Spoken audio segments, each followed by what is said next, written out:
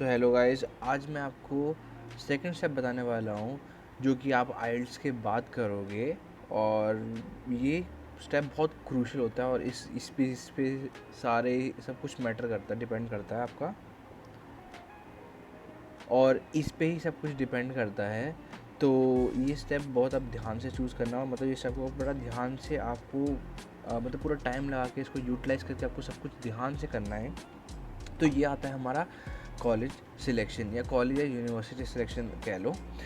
तो देखो, जैसे अगर आप पढ़ने जा रहे हो तो कैनेडियन, अगर कनाडा में पढ़ने जा रहे हो तो कैनेडियन यूनिवर्सिटी या कॉलेज देखोगे ऑब्वियसली। तो उस बेस में अब आपको क्या करना है कि आप सारी यूनिवर्सिटी या कॉलेज में तो अप्लाई कर सकते नहीं हो, क्योंकि सबकी एक अप्लाई करने की फ़ीस होती है। तो आपको क्या करना है कि आपको 3 to 5 कॉलेज या यूनिवर्सिटी शॉर्टलिस्ट कर लेनी है। अब ज़रूरी नहीं है कि हाँ 3 to 5 या तो सारी यूनिवर्सिटी हो या तो कॉलेज, ऐसा कोई फ़र्क नहीं पड़ता। ये सब डिपेंड करता है आपकी ओवरऑल प्रोफाइल के ऊपर कि आपकी ओवरऑल प्रोफाइल कैसी है। अगर आप अच्छे हो एकेडमिक्स में, अगर और मतलब जैसे अगर मान लो और भी अदर को करिकुलर एक्टिविटीज़ में अगर आप अच्छे हो, या आपने कोई जैसे अगर आपने कोडिंग कॉन्टेस्ट वगैरह दे रखे हैं, या मतलब काफ़ी सारे फैक्टर्स जो भी हैं इस पर डिपेंड करते हैं कि आपको कौन सा कॉलेज या यूनिवर्सिटी सेलेक्ट करना है। और सिलेक्शन करने से पहले सबसे पहले आपको 3 कैटेगरीज में मतलब आपको डिवाइड करना होता है जो भी आपकी सिलेक्शन होती है। सबसे पहले होती है सेफ़ कैटेगरी। ठीक है, इसमें आप ऐसी कॉलेज यूनिवर्सिटी डालोगे जो आपको मतलब है कि हाँ आपको चांसेस हैं कि आपका इस कॉलेज यूनिवर्सिटी में हो जाएगा। अब ये आपको कैसे पता लगेगा, वो एक फैक्टर मैं आपको अभी जस्ट थोड़ी देर में बताता हूँ, बट पहले मैं सबको बता देता हूँ कि क्या क्या कैटेगरीज रहती हैं। ठीक है, सबसे पहले सेफ में आप वही यूनिवर्सिटी या कॉलेज से डालोगे जो आपका कि हाँ आपको श्योरिटी है, मतलब ज़रूरी नहीं कि मतलब ऐसा हो कि आपको हाँ मतलब उन्होंने काफ़ी कम रिक्वायरमेंट डाल रखी हो कि हाँ 60 या 50% ऐसे कुछ, अगर मान लो आपको परसेंटेज है रखी काफ़ी हायर परसेंटेज है, तो आपके ऑब्वियस चांसेस मतलब सेलेक्ट होने के ज़्यादा होंगे।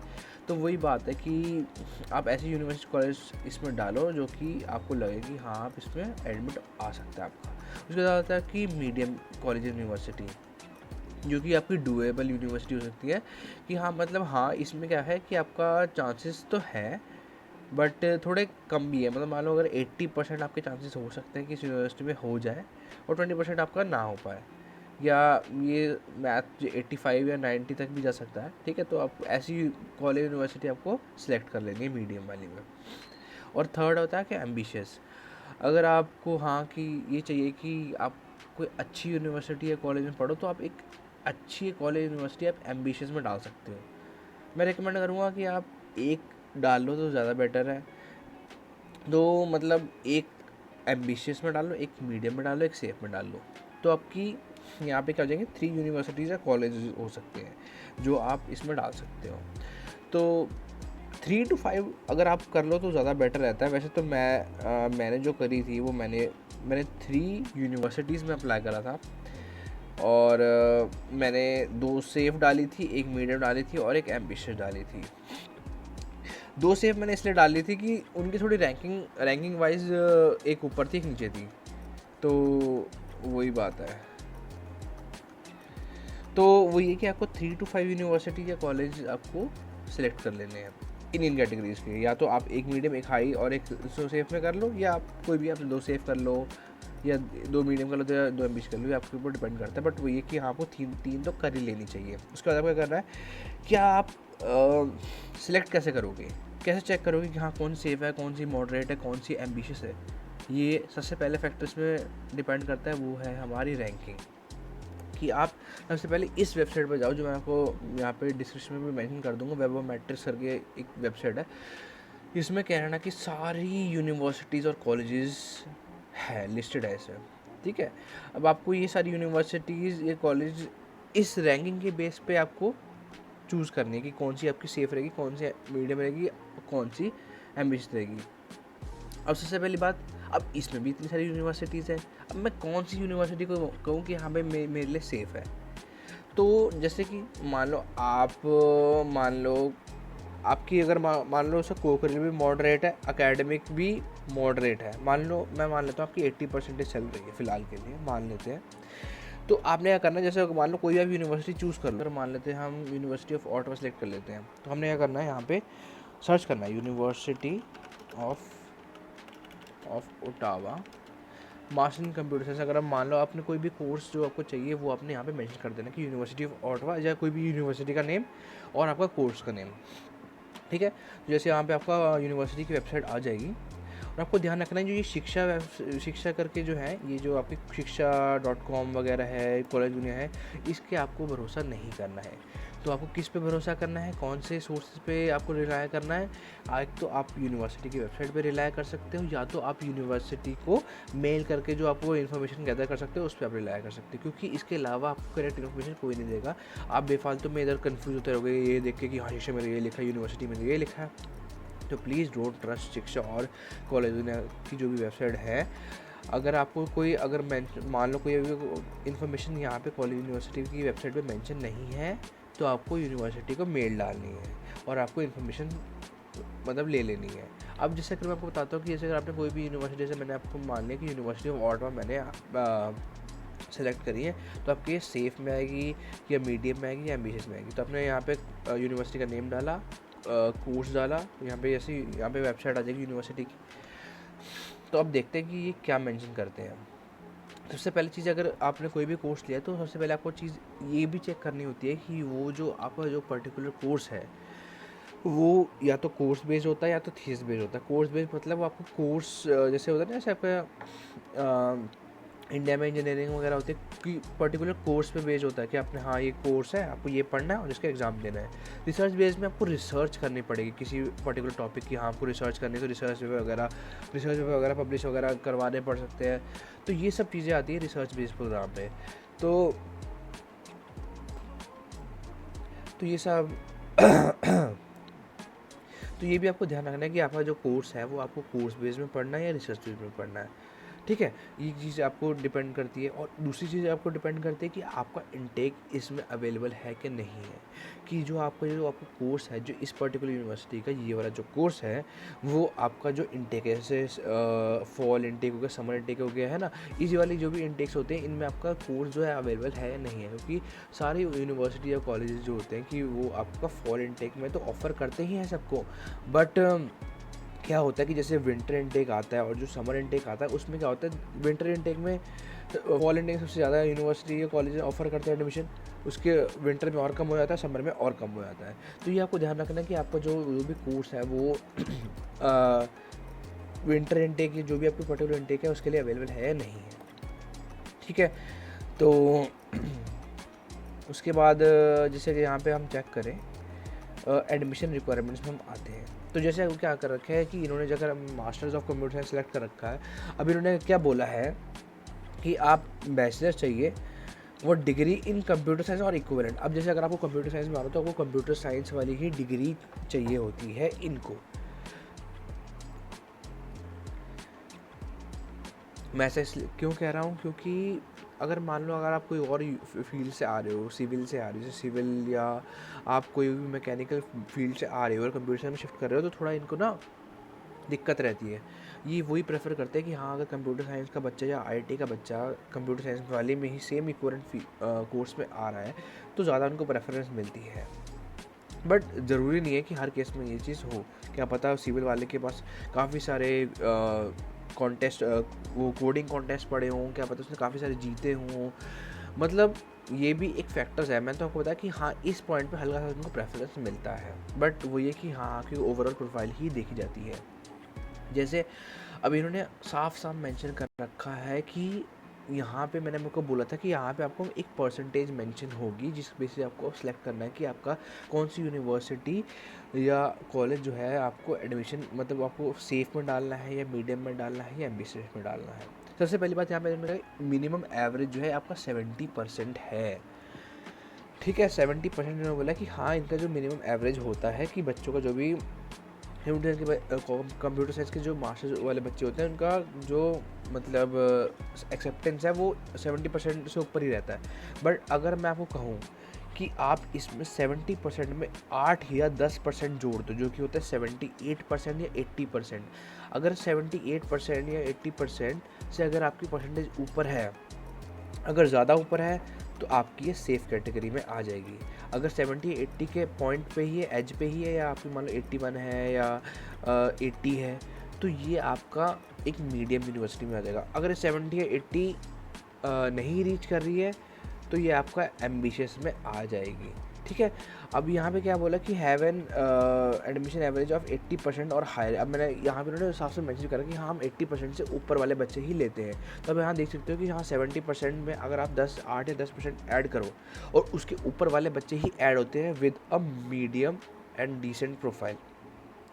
अब कुछ बच्चे क्या होता है कि जैसे कुछ बच्चे एक्सेप्शन ऐसे भी होते हैं कि जैसे अगर मान लो उनकी परसेंटेज है 78 या 75, बट उनके पास वर्क एक्स है या उनके पास काफ़ी सारे अकेडमिक, तो उनके चलो मान लो कम है, मान लो मैंने आपको बताया 75% अकेडमिक है, चलो अकेडमिक कम है, बाकी सारे अदर को करिकुलर में अच्छे हैं, या आपको कॉन्टेस्ट वगैरह काफ़ी सारे दे रखे हैं, तो वर्क एक्सपीरियंस है, तो वो भी आपका चेक करा जाएगा और उस बेसिस पे भी कोई 75 वाले बच्चे को एडमिशन मिल सकता है।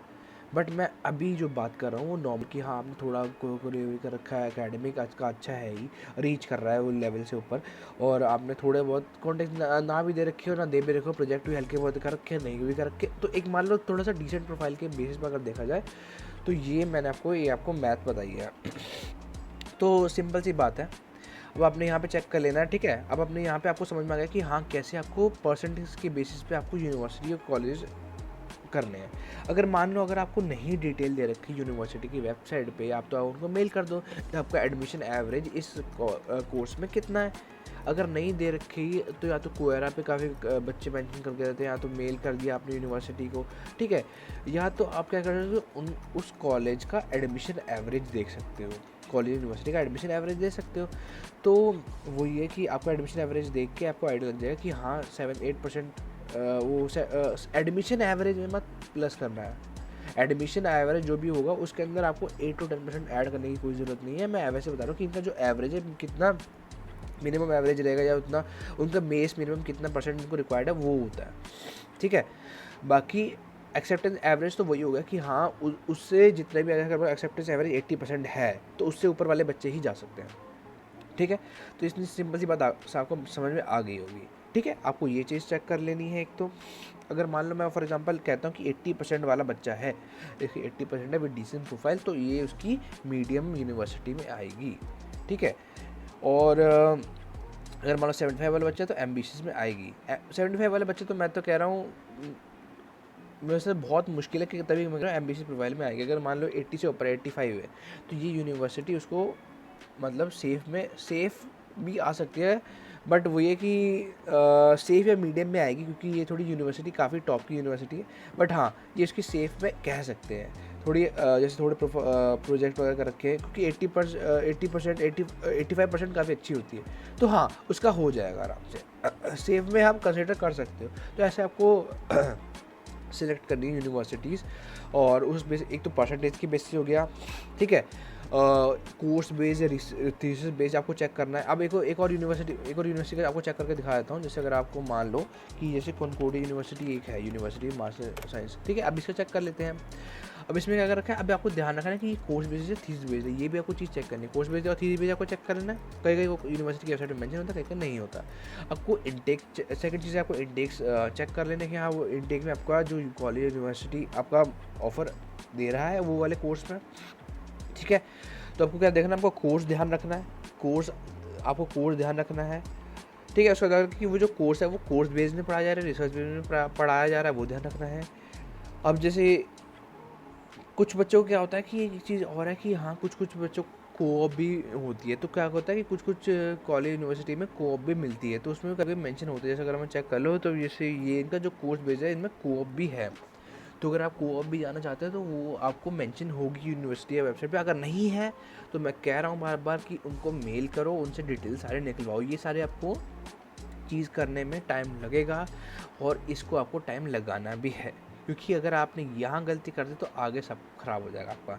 तो ध्यान रखना है कि ये सारी चीज़ें आपको ध्यान रखनी है। परसेंट के बेसिस पे आपको सेफ़, मीडियम या एम्बिशियस डालनी है, यूनिवर्सिटीज़ डालनी है। थोड़ी आप अगर आप एजेंट से हो तो एजेंट से हेल्प ले सकते हो, बट ध्यान रखना कि एजेंट हमेशा वही वाली यूनिवर्सिटी और कॉलेज रिकमेंड करते हैं जहाँ से उनको पैसे आ रहे होते हैं। तो ध्यान रखना कि जो मैंने आपको क्राइटेरिया बताया उस बेसिस पे ही करो। हल्की सी उनको आइडिया ले लो कि हाँ मेरा हो सकता है या कोई आप लिंक्डइन पे भी किसी बंदे को रीच कर सकते हो, उनसे हेल्प ले सकते हो कि हाँ मेरी ये प्रोफाइल है, क्या मेरा थोड़ा हो सकता है कि मेरे को थोड़ा आइडिया दे दो कि हाँ मैं इस यूनिवर्सिटी को किस सेफ में डालूँ या एम्बिशन में। वैसे आपको ये सब चीज़ें करने की ज़रूरत नहीं पड़ेगी, ये जो मैंने आपको क्राइटेरिया बताया ये बेस्ट है और ये एकदम बढ़िया चल रहा है और मैंने भी इससे करा था और मेरा भी एकदम जो मैंने सोचा था वही हुआ था।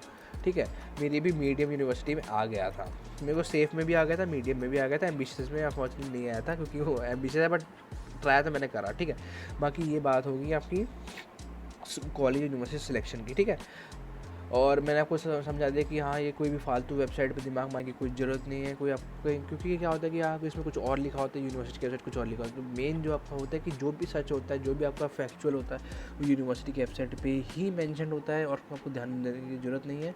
ठीक है, बाकी ये मैंने आपको क्राइटेरिया बता दिया है परसेंट के बेसिस पे, कोर्स या रिसर्च बेस बता दिया कि आपको कौन सा कोर्स लेना, वो भी आपको आपके बेसिस पे होगा। जैसे अगर आईटी लेनी है तो आपने मास्टर्स, अगर आप मास्टर्स देख रहे हैं या बैचलर्स देखनी है तो बैचलर्स उस कोर्स में सर्च करके आपने यूनिवर्सिटी की वेबसाइट खोल लेनी है, उसकी रिक्वायरमेंट्स देख लेनी है, तो आपको सब डिटेल मेंशन हो जाएगी। बाकी हम आते हैं कि कोई बच्चों को प्रोविंस के बेसिस पे भी मतलब क्या होता है कि क्योंकि बच्चों को यहाँ इस कोई प्रोविंस में जाना होता है, कोई प्रोविंस में नहीं जाना होता। जैसे कि मान लो कोई किसी बच्चे को, आपको जैसे मान लो टोरंटो जाना है तो वो क्या करते हैं, टॉप यूनिवर्सिटीज़ या कॉलेजेस डाल के इन टोरंटो करके सर्च करोगे तो वो आपको उस प्रोविंस की यूनिवर्सिटी बताता है कि हाँ इस प्रोविंस में कि आपकी कितनी यूनिवर्सिटी, क्या कॉलेज जैसे जॉर्ज ब्राउन होगी, यॉर्क यूनिवर्सिटी होगी, यूनिवर्सिटी टोरंटो होगी, ये सारी यूनिवर्सिटी आ जाएंगी उस स्पेसिफिक प्रोविंस में आ जाएंगी। तो आप प्रोविंस वाइज भी सिलेक्ट कर सकते हो, बट अगर मेरी मानो तो आप रैंकिंग वाइज जाओ, प्रोविंस से कोई फ़र्क नहीं पड़ता। हाँ कुछ बेसिक फ़र्क पड़ती है, जैसे अगर आप मान लो अगर आप कोई स्पेसिफिक फील्ड में जा रहे हो, जैसे अगर आप मान लो आईटी की फील्ड में आ रहे हो, सीएस की फील्ड में जा रहे हो और उस प्रोविंस में उस फील्ड से रिलेटेड इतनी जॉब्स आगे जाके नहीं है तो आप उस प्रोविंस को हटा सकते हो, बट पहले आपको रैंकिंग वाइज ही चलना है। ठीक है, तो आपको पूरा समझ में आ चुका है कि कोर्स कॉलेज या यूनिवर्सिटी कैसे सिलेक्ट करते हैं और होपफुली आप अच्छे से कॉलेज या यूनिवर्सिटी सिलेक्ट करो। ये मेरी बात जो मैंने आपको बताई ध्यान में रखो और इसके बेसिस पे आप अपनी सेफ, मीडियम और एम्बिशियस यूनिवर्सिटी सिलेक्ट करके अप्लाई करो। और अप्लाई करने के लिए वही आपको यूनिवर्सिटी के, जैसे अगर आप जैसे इसको करना है यहाँ पे, जैसे अगर मैं इस एग्जांपल लूँ कॉनकॉर्डिया यूनिवर्सिटी के, यहाँ पे अप्लाई ना करना है फिर यहाँ पे सिंपल स्टार्ट न्यू, जैसे अगर आप यहाँ पे कंटिन्यू एप्लीकेशन, यहाँ पे स्टार्ट न्यू एप्लीकेशन में जाओगे तो नेट नेम ऐसे करके आपको एक यहाँ पे जैसे इनका क्या है नेट नेम चाहिए होगा, एक वही एक तरह से मान लो एक आइडेंटिटी चाहिए होगी, तो यहाँ पे स्टार्ट न्यू एप्लीकेशन पे जाके आप अपनी एप्लीकेशन करोगे, अप्लाई करोगे, डिटेल्स कुछ डिटेल्स होंगी वो डालनी पड़ेगी, डिटेल डाल के आपको कुछ अमाउंट होगा वो पे करना पड़ेगा, वो अमाउंट पे करके आपको तो 1-2 दिन में एक पोर्टल की डिटेल्स आ जाएंगी, इनकी कॉनकॉर्डिया यूनिवर्सिटी के पोर्टल की डिटेल्स आ जाएंगी। ठीक है, तो आपको डिटेल्स जो आपको आएंगी वो आपके इनके पोर्टल पर डाल के आपको आ जाएगी, हाँ आपको ये डॉक्यूमेंट्स डालने हैं। ये डॉक्यूमेंट डालने के बाद आपकी क्या हो जाएगी, प्रोसेसिंग शुरू हो जाएगी। प्रोसेसिंग शुरू होने के बाद आपको आ जाएगा कि हाँ आपका इस कॉलेज यूनिवर्सिटी में सिलेक्शन हो चुका है नहीं हो चुका। अब आती है कि कुछ बच्चे जैसे अगर मान लो कॉलेज में हैं और वो फाइनल ईयर में हैं तो वो कहते हैं कि सारी सेमेस्टर की रिज़ल्ट चाहिए। मैं तो कह रहा हूँ कि मैंने तो खुद 6 सेमेस्टर तक के रिज़ल्ट्स की से बेसिस पे अप्लाई करा था और मेरा आ गया था। कुछ बच्चों का क्या होता है कि यहाँ पे जैसे अगर आप 12th के बच्चे हो तो 12th में क्या होता है कि आपको ये सब नहीं होता, जैसे 12th की रिज़ल्ट की वेटिंग होती है तो आपको एक एस्टीमेट दे देते हैं स्कूल वाले कि हाँ आपको इस बच्चे का इतना एस्टीमेट आ सकता है और वो आपको सबमिट करके आप अप्लाई कर सकते हो। बट वो ये कि अगर आप उस जो आपने परसेंटेज मेंशन करवाई है उतने नहीं आए होते तो आपको रिजेक्ट हो जाएगा, वरना आपका हो जाएगा। तो वही है कि अगर आप जैसे अप्लाई करोगे, अगर मान लो आपका रिजल्ट्स पेंडिंग है तो आपको कंडीशनल ऑफ़र लेटर ही आएगा और अगर आपके रिजल्ट्स आ चुके हैं तो आपको अनकंडीशनल आएगा। ठीक है, अब कंडीशन में क्या हो सकता है कि कुछ यूनिवर्सिटीज़ जो होती हैं, ठीक है, वो क्या करती हैं, वो कंडीशन दे देती हैं। जैसे कुछ यूनिवर्सिटी में बोलेंगे कि आपको, जैसे अगर आपको मान लें 6 सेमेस्टर तक आपने रिजल्ट मतलब 3 साल का कॉलेज का, जैसे अगर 4 साल की बीटेक हो जाए तो 3 साल का रिजल्ट डाल दिया है ना, तो वो बोलेंगे कि हाँ हमें फाइनल ईयर में तुम्हारा कुछ 80% मान लो या 75% मान लो, या कुछ भी उनका परसेंट जितने भी आपको मेंशन होगा वो आपको चाहिए, प्लस आपके जो मार्कशीट जो रहेगी हैं जो आपने नहीं डाली हैं वो डालनी है। तो ये आपकी कंडीशंस रहती हैं। किसी किसी में परसेंटेज रिक्वायर्ड नहीं होती है, किसी किसी में नहीं होती है। जहाँ तक मेरे को पता है कि कॉन्कॉर्डिया यूनिवर्सिटी, अगर आपका पेंडिंग रिजल्ट है तो आपके परसेंटेज पे क्राइटेरिया लगता है। और यूनिवर्सिटी को ऑटवा का बताऊं तो उन्होंने परसेंटेज पे क्राइटेरिया नहीं लगाया, तो उन्होंने बोलता है कि जो भी आपकी डॉक्यूमेंट्स है वो सबमिट कर दो, बस आपका ऑफर लेटर आपको एक्सेप्ट हो जाएगा। मतलब वो हो जाएगा एक्सेप्ट नहीं, मतलब वही उनकी तरफ से भी वैलिड हो जाएगा। एक्सेप्ट तो हम पहले ही कर लेते हैं, ठीक है। जैसे हमने अप्लाई करा, उसके बाद आपको जैसे ऑफर लेटर है तो आपने एक्सेप्ट कर लेना है। वो एक्सेप्टेंस की एक सीट बुकिंग अमाउंट होती है। सीट बुकिंग अमाउंट क्या होती है, कुछ किसी किसी यूनिवर्सिटी में होती है, किसी किसी यूनिवर्सिटी कॉलेज में नहीं होती है, तो वो बात की बात है।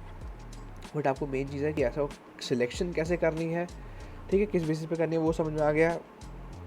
अगर प्रोविंस वाइज भी करना है तो वो भी कर सकते हो, बट वही है कि रैंकिंग वाइज जो होगा वो बेस्ट होता है।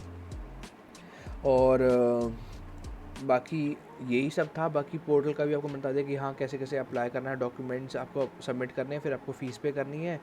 सॉरी, डॉक्यूमेंट्स से बाद में सबमिट करने हैं, पहले आपको डिटेल्स डालनी है। फिर जैसे अगर यूनिवर्सिटी में गए, आपने स्टार्ट न्यू एप्लीकेशन में क्लिक करा, डिटेल्स डालनी है, फ़ीस पे करनी है। फिर आपको पोर्टल की डिटेल आएंगी, पोर्टल की डिटेल में आपको डॉक्यूमेंट सबमिशन करने हैं। डॉक्यूमेंट सबमिशन के बाद आपका जो फाइल होगी वो प्रोसेसिंग में चली जाएगी।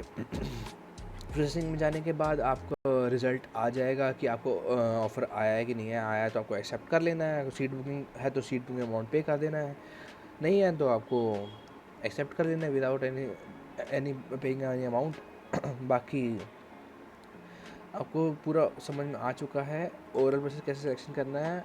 और ये वीडियो मैं अभी एंड करता हूँ।